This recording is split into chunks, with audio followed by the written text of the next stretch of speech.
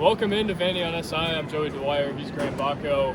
Here at Hawkins Field, one final time this season in Game 64, Graham, after a Vanderbilt baseball sweep over South Carolina. And Graham, the question that you and I have been asking each other all day, does this matter? Right. I don't know. I think we'll say it this way, like, it could be a lot worse. If this thing went haywire, they would have no chance. They would really have to win everything in Hoover. Right now, I don't know that they're in a spot where they necessarily have to. I think they have to get to the championship game, and maybe they have to have some favors done for them. If they're going to get an at-large, this helps in that way.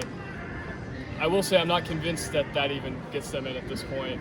Tim Corbin said he hopes that if something like that is the case, that the decision makers will rule in their favor. He actually brought up, for the first time I've ever heard in 4 years, that there's some context added with Vanderbilt and obviously the academic restrictions and the brand and things along those lines. But Graham, it is an interesting point that they are really on the bubble if they go to the SEC title.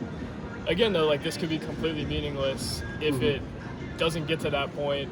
Right. And that's a weird reality to be at Hawkins Field and the game really not matter all that much unless a very select possibility happens. I've never covered a series where I felt like there was so little meaning, where there was like a fog over the weekend. It's good for Vanderbilt that they swept South Carolina. I think it's really good for their momentum and confidence as they head to Hoover on Tuesday. Rucker Wade said that there really is a level of confidence because of what they did this weekend. The thing, though, Graham, is, again, like, I don't know that anything really mattered all that much that they did this weekend besides senior day and not losing 3 games. Yeah, and I released a column earlier in the week saying this series against South Carolina will matter only on one condition, and the one condition is that if they go on a run to the SEC championship. Because if they don't, anything short of that, they won't have a case. They won't have a case at all, because to get to the SEC championship, you're going to have to win 4 games, which is going to put your conference record at 18-16 going into the SEC championship. If you lose that game, then I guess technically all conference record would be 18-17 if they're the runner-up in the SEC championship. So they would be above 500 in that scenario, but you have to get there. I mean, you're going to have to. I mean, we'll see what seed they are. You know, Kentucky's coming all the way back. Tennessee, Oklahoma. We'll see what happens with that. But it seems like the likeliest scenario is that Vanderbilt, barring a Tennessee comeback against Oklahoma, that Vanderbilt's going to end up in that 12-13 matchup, which I'm not entirely sure who the 4-5 seeds are going to be. I think Alabama, if their score holds serve, they're going to be, I believe, the 4 seed, that last double bye team. The 5 seed will probably be a Florida or a Auburn or Mississippi State.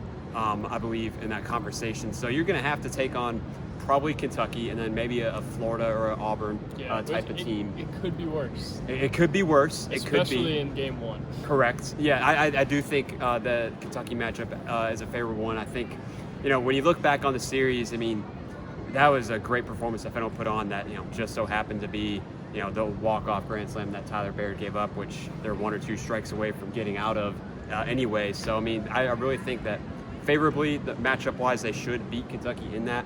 Then it's like, okay, well, what do you do when you're going against these teams that are in the top of half of the conference in pitching, which, when you look at, how Vanderbilt's done against those SEC teams in the top half of the conference pitching-wise, hasn't really gone too well. You think about Alabama, it didn't go well. A&M, it didn't go well. Mississippi State, it didn't go too well. So, yeah, I mean, it's going to, I think, favorably, you got a favorable matchup day one. Then it really depends on, I think, the matchup and pitching management, because I would assume Fennell's going to go Tuesday. That's my assumption. He said last night he wanted the ball. Yeah, exactly. He's going to get it. There's no way he doesn't get it. I would be stunned if he didn't. And so then after that, it's like, well, we all know the story with Vanderbilt pitching this year. I mean, it's going to be really interesting to see how Tim Corbin navigates that, especially even if let's say they win 2 games and then you go to the quarterfinals. Well, I mean, that's just more arms that you got to, of course, rely on. So that's going to be the fascinating thing for me to watch. But, yeah, I think the only way that this series matters to me is that if they make a run to the SEC championship game and become the runner-up, then they're going to have certainly a strong case. Because if they don't, if they fall short, I don't know how much the RPI is going to raise from this win. I saw going into today, I believe it was 73 was the RPI. I can only imagine it's going to be 72 or something after today. And anyway, that doesn't matter. You said, I think you had a tweet a while back that I've kind of been referencing on and off. the team with the RPI that was the lowest, the worst, yeah, to make the tournament. It was 59. TCU. 72.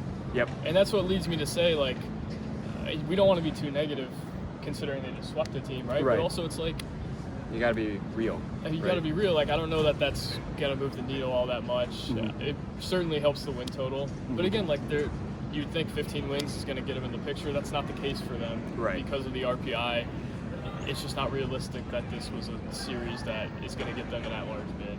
And that's really interesting. Like, it felt like I just thought they had a pretty good weekend, although South Carolina, they obviously did. Nothing to write home about. I thought their pitching was better than it's been. I thought they generally played pretty well. Yeah. But there was just like a fog over this whole place, this whole weekend. And when you come out of a series like this, where Riker Waite said it's huge, and then everybody's following that up by saying we got playoff baseball to play moving forward, right. I think that almost understates his point about the series one being huge. So that's my, I guess, soapbox here. I wanted to segue to this. You had a really interesting interaction with Tim Corbin where Riker Waite said there's some pressure. We want to do this for Tim Corbin. We want to get into a regional and keep the streak going, get it to 20. And Tim Corbin really pushed back on it. He said, I wish he didn't say that. And I don't think it was a shot at any of us or anything along those lines. He just, I don't think, wants him to feel that type of pressure. He said he could tell they were pressing in Missouri last weekend, and you can obviously see how that for sure worked for them. So just your thoughts on how that played out and the dynamic between, I guess, feeling pressure to extend the streak one more year, which I think is almost inevitable at this point, considering how storied this program's history is, versus being free and playing loose this weekend like they had nothing to lose, because it really didn't feel like they had all that much to lose this weekend. Right. Yeah, well, I think it gives you a little bit of a glimpse into maybe the thought process and mentality of this team. Now, they did say, throughout this whole weekend, hey, we're taking it one day at a time. We'll worry about tomorrow when tomorrow comes. But I think, that little comment by Riker Waite, I guess maybe gives a little, the quiet part out loud, maybe, so to speak, in that. And Did you maybe say gives? What? Did you say gives? That's a very TikTok term to bring out in a... I don't really know. Honestly, I don't really remember what I just said, to be honest with you. But I thought that sounded very TikTok-esque, because that's what you said. I don't even know. We'll check the tape. We'll check the tape later. We'll watch the tape. We'll see what we got to work on later. And get back to the drawing board. Yeah, do some film analysis. But look. I mean, I think it was just. I think they did look like they were playing way too tight against Missouri last weekend, and you could see. I mean, you think about that Sunday game, top of the third, you got bases loaded, no outs, and they don't even score. I mean, it just feels like maybe they are feeling a little bit of pressure, and maybe Riker Waite, was just sort of maybe saying the quiet part out loud, maybe being. I think he totally was. Yeah, and maybe being a little too honest, in that respect, and so. Yeah, but I think I'm not surprised that Tim Corbin pushed back on that. I mean, I think. Here's the thing: is that each game that they play in Hoover is Game 7. Each game is a Game 7, whether it's against Kentucky in a 12-13 matchup, whether it's whoever they play is against a 5, against a 4, and so on and so forth. Every game is a Game 7. You lose, unless you lose in the SEC title, but even then, maybe like each game is like you lose, and your season has a very high likelihood of ending. Yeah. So I think maybe I don't know. I think the team just has to sort of internalize that and just realize, hey, I mean, we're kind of playing with house money in that sense. Like, yes, the regional streak is still up ahead, and yes, we want to extend that. Yes, we want to do that for Tim Corbin, and that's what the players are saying. But at the same time, you have to be like, we just got to play with house money.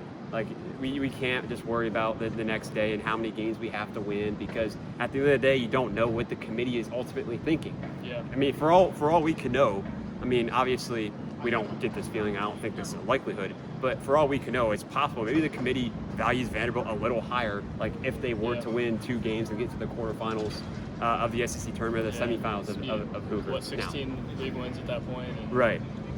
So maybe, I'm not saying that's like, I don't believe that.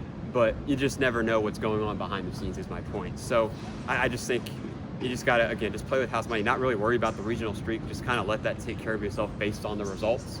And look, I think ultimately if you do go win the SEC tournament, go win 5 games in 6 days. The regional streak's going to take care of itself, and you're going to extend it. Yeah. And if you don't, then, well, I mean, there were plenty of opportunities, I think, throughout the season. You know, me and you talked about it, in the press box earlier today. I mean, you think about the games. I mean, we talked about game 1 against Kentucky that they lost. You talk about game 1 against Alabama that they lost. You talk about the 6-1 blown lead against Missouri. That's 3 big games where you could turn your conference record from 14-16 to 17-13, and now you're talking about, in that case, being like a 5 or 6 in the SEC tournament.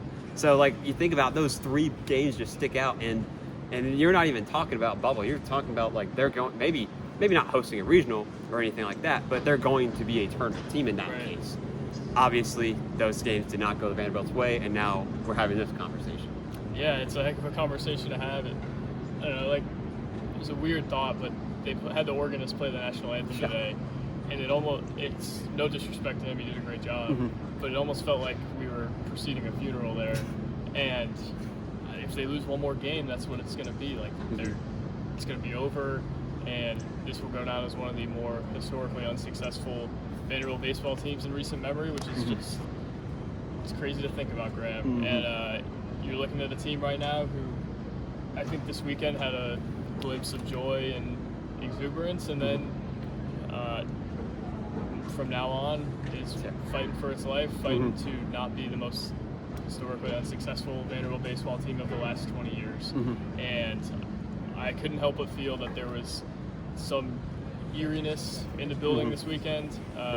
There was always an elephant in the room that I don't think anybody necessarily addressed. And it's just an interesting weekend as a whole. I think that's probably the more compelling thing to talk about, rather than what Tyler Bear did or what Connor Fennell did or what anybody said. It's just weird, like, to be here, and this time last year we're talking about, can they get the #1 overall seed in the NCAA tournament? Now it's like, all right, could this be the most unsuccessful team they've had in 20 years?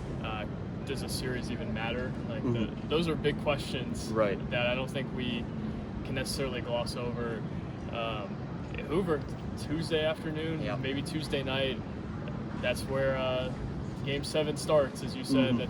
We expect Connor Fennell to get the ball based off of what he said on Thursday, what Tim Corbin kind of said, although he kind of indicated that nothing is set in stone at this point.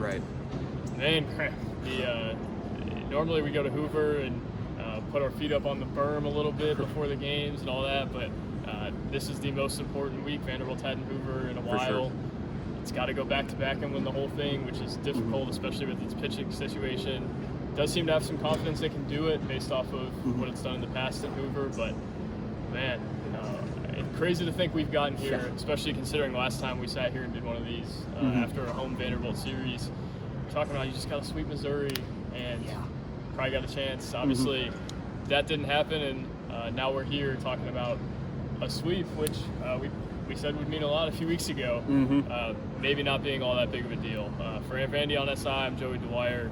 He's Graham Bacco. Thank you for bringing us to Hawkins Field every day.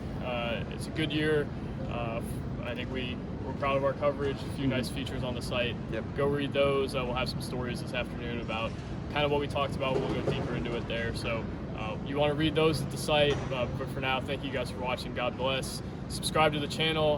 We're going to have, as soon as baseball is over, really shift our focus to football, to summer basketball, and you guys won't want to miss it. So thank you guys for watching again. God bless. Talk soon. Peace.